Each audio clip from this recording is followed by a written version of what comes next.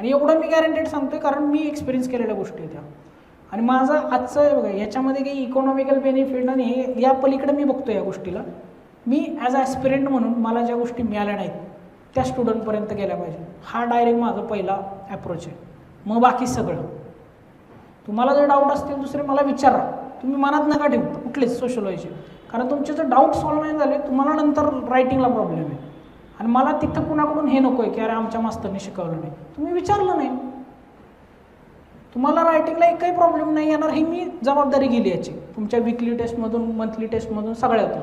पण तुम्ही 100% द्या. सर टेस्टच नाही लिहिली, ॲनालिसिसच नाही केलं, आले तसे उठून, मला ते नको आहे तुमच्यासाठी. कारण मी ॲनालिसिस मी तुमच्यासोबतच येतो लायब्ररीला, हेच जर करायचं असेल हे फक्त नका करू. बाकी तुम्हाला कंटेंटमध्ये तुमच्या जे कुठं मिळणार नाही ना ते कंटेंट मी तुम्हाला प्रोव्हाइड करेल.